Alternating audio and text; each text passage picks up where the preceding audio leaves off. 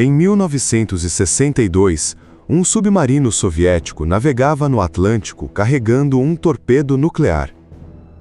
Segundo relatos posteriores, o capitão acreditava que a guerra poderia já ter começado e considerou usar esse torpedo. O que impediu a escalada não foi diplomacia. Foi um único oficial soviético que se recusou a autorizar o lançamento. Cuba estava no centro daquele momento. E hoje, mais de 60 anos depois, ela voltou ao centro das discussões em Washington. Trump aumenta o tom, Rubio pressiona, e Havana responde: qualquer ação militar americana pode terminar em banho de sangue. Então a pergunta real não é se os Estados Unidos conseguem atacar Cuba. A pergunta é: o que acontece no dia seguinte? Atacar é uma operação militar. Controlar o resultado é uma guerra política. Cuba fica a menos de 150 quilômetros da Flórida. Hoje é uma ilha pressionada por apagões, falta de combustível, crise econômica e forças armadas envelhecidas. Mas essa mesma ilha derrotou uma operação apoiada pela CIA na Baía dos Porcos, sobreviveu a décadas de embargo e foi palco do momento mais perigoso da Guerra Fria. Para entender o que está em jogo hoje, precisamos entender o que Cuba foi e o que ela ainda representa. Antes de 1959, Washington tinha enorme influência sobre a ilha.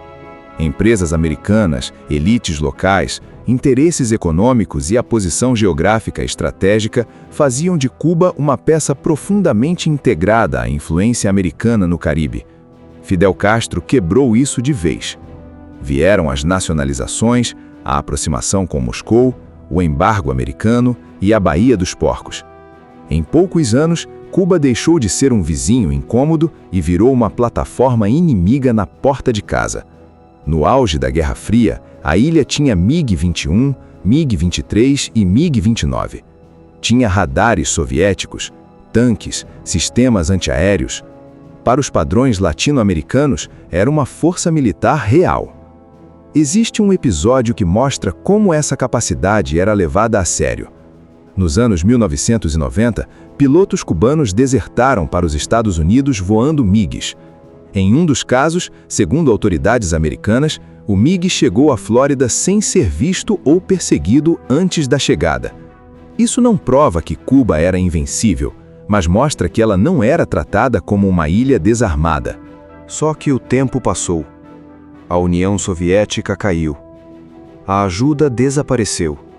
E aquela estrutura pesada começou a envelhecer sem reposição. Hoje, Cuba não tem como competir com os Estados Unidos no ar, no mar ou no espaço eletrônico. Não conseguiria enfrentar porta-aviões. Dificilmente conseguiria impedir uma campanha moderna de mísseis de precisão por meios convencionais. Não disputaria guerra eletrônica, drones de alta altitude ou inteligência em igualdade. Em uma guerra convencional, Cuba perde.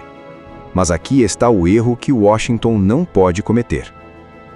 Existe uma diferença enorme entre destruir defesas militares e controlar um país.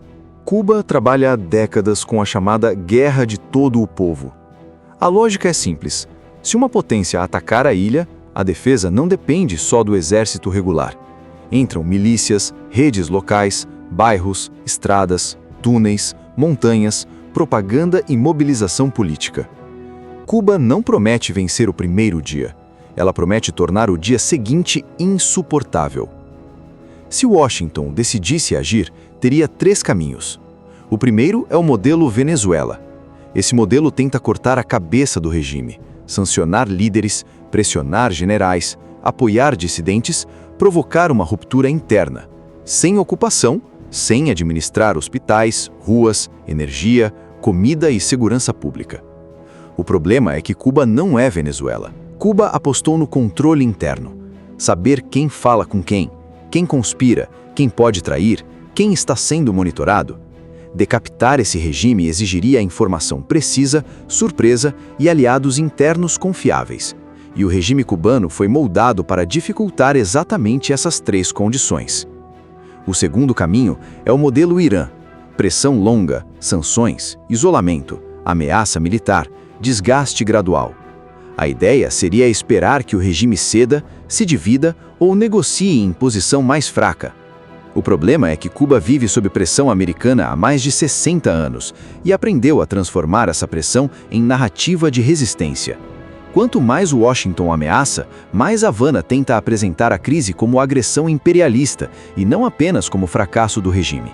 Isso não resolve a fome, não resolve os apagões, não resolve a crise econômica, mas ajuda o regime a sobreviver politicamente. O terceiro caminho é uma ação militar limitada. Alvos específicos, radares, defesas aéreas, centros de comando, instalações militares sensíveis. Uma mensagem clara, sem ocupação. No papel parece cirúrgico, mas guerras raramente obedecem ao papel. Cuba responderia de forma assimétrica.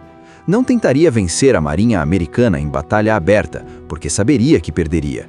Mas poderia dispersar forças, mobilizar milícias, esconder equipamentos, pressionar Guantánamo como símbolo. Qualquer movimento americano a partir dali pode ser apresentado como agressão direta. Qualquer ameaça cubana contra a base pode justificar uma escalada americana. É uma armadilha perfeita dentro da própria ilha. E existe outro fator que mudou o cálculo: drones. Reportagens recentes levantaram alegações de que Cuba teria adquirido centenas de drones militares e discutido possíveis ataques contra Guantánamo e navios americanos. Cuba negou e chamou isso de pretexto para a intervenção. Então não tratamos isso como fato comprovado, mas a possibilidade entrou no mapa.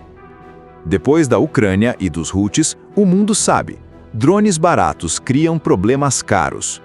Então, imagine que o ataque acontece. Quem controla a Havana no dia seguinte? Quem garante energia? Quem abastece hospitais? Quem impede colapso humanitário? Quem impede que Rússia e China explorem a crise politicamente? E quem explica ao eleitor americano por que uma operação a 150 quilômetros da Flórida virou mais um conflito sem data de encerramento? Esse é o dilema real. Não é falta de força americana, é excesso de consequência. Por isso, a pergunta não é apenas: os Estados Unidos conseguem atacar Cuba? Conseguem. A pergunta real é: eles conseguem controlar o que vem depois? Se você fosse o estrategista da Casa Branca, o que faria, sabendo que qualquer caminho tem um preço? Comenta aqui embaixo. E se análises assim fazem sentido para você, se inscreve no Cenário de Guerra. Tem muito mais vindo por aí.